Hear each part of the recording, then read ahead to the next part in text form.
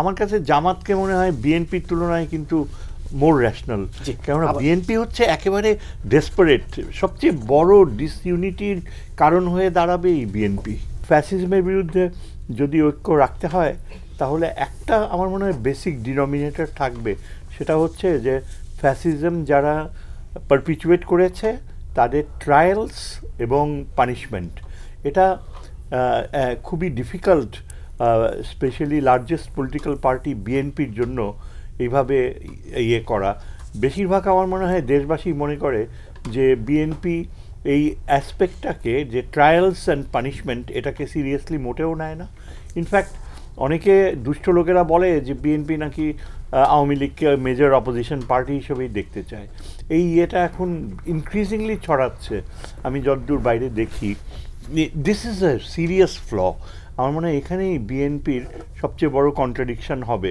একদিকে তাদের চোখে ন্যাশনাল ইউনিটি হচ্ছে যে ফ্যাসিজমের বিরুদ্ধে জাতি ঐক্যবদ্ধ থাকবে, কিন্তু আমার মনে হয় এত ডিভাইসিভ অ্যাটিটিউড, এই ক্ষেত্রে বিএনপি একেবারেই আইসোলেটেড হয়ে যাবে। কারণ একদিকে দেখতে পাচ্ছি যে অন্যান্য প্রোগ্রেসিভ গ্রুপস রয়েছে, স্পেশালি যেমন এই যে জুনায়েদের সাথে যারা একই চিন্তাধারার মেকআপ, এদেরকে আমার চোখে মনে হয় যেন তারা they are very rational, they are not in a hurry, তাদের পর্যাপ্ত ধৈর্য রয়েছে এবং তারাই সবচেয়ে বেশি কাছাকাছি রিকগনিশন দিচ্ছে যে এটা একটা আন্তর্জাতিক ক্ষেত্রে প্রবেশ করতে যাচ্ছে ফ্যাসিজমের ট্রায়ালসের প্রশ্নটা। এবং এইখানে এই যে ট্রায়ালটা হচ্ছে ইন্টারন্যাশনাল আন্তর্জাতিক আদালত এখনও কিন্তু আন্তর্জাতিক স্বীকৃতি পায়নি, এখনও আন্তর্জাতিকভাবে ইন্ডিয়া কোনোভাবেই সিরিয়াসলি নেয় নাই। আমি সেদিন খুব অবাক হয়ে গেলাম, পরশুদিন মণিশঙ্কর আয়ার, এই তামিলনাড়ুর কংগ্রেসের উঁচু স্তরের একজন লিবারেল নেতা, যিনি সবসময় দক্ষিণ এশিয়ায় ঐকমত্যের দিকে জোর দিতেন, পাকিস্তানের সাথে সুসম্পর্ক ইন্ডিয়ার হবে এটা বলতে, এই মণিশঙ্কর আয়ার সেদিন বলে বসলেন যে হাসিনাকে স্থায়ীভাবে ভারতে থাকার ব্যবস্থা করে দিতে হবে। এবং তখনই আমার মনে হলো যে এইরকম একটা কংগ্রেসের অত্যন্ত এনলাইটেন্ড লিডার, তার যদি এই ধরনের জাতীয় স্বার্থর ব্যাপারে হাসিনাকে তার এত বড় জেনোসাইডের বিষয়ে ওভারলুক করার প্রবণতা হয়, তাহলে ভারতের অ্যাটিটিউড কী হতে পারে।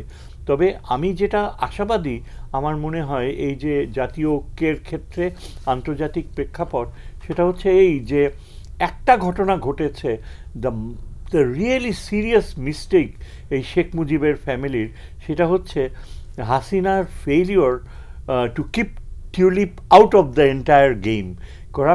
করাপশন গেমে টিউলিপ যেখানে তার একটা ফিউচার ক্যারিয়ার রয়েছে ব্রিটিশ পলিটিক্সে, তিনি এই ভেরি ক্রুশিয়াল ইয়েটা ফেল করার পরিণতিতে শুধু যে টিউলিপের ক্যারিয়ার ধ্বংস হয়ে গেল শুধু তাই নয়, আজকে আমি শুনলাম যে এই রাশিয়ান রূপপুরের কয়েক বিলিয়ন ডলারের বিষয়টা এখন ব্রিটিশ মিডিয়াতে চলে আসছে।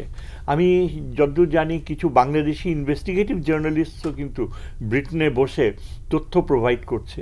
আচ্ছা, তারপরে আরও সিরিয়াস হচ্ছে যে আমেরিকান ইন্টেলিজেন্স অলরেডি এই জয়ের ওই বিষয়টা একটা বড় অ্যামাউন্ট যে তার চারপাশে ঘুরছে এই বিষয়টা জেনে গিয়েছে।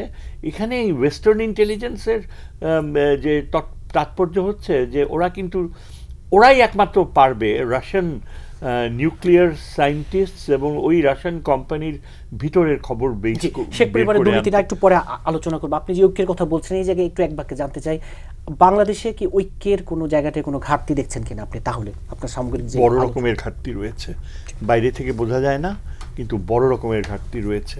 আমি যেটা মিন করতে চাচ্ছি যে বললাম যে কিছু লেফট তাদের চিন্তাধারায় র্যাশনালিটি আছে, আবার অন্যদিকে রাইটিস্ট যে জামাত তাদের চিন্তাধারায় অনেকাংশেই স্বার্থ প্লাস কিছুটা র্যাশনালিটি। আমার কাছে জামাতকে মনে হয় বিএনপির তুলনায় কিন্তু মোর র্যাশনাল, কেননা বিএনপি হচ্ছে একেবারে ডেসপারেট, সবচেয়ে বড় ডিসইউনিটির কারণ হয়ে দাঁড়াবে এই বিএনপি।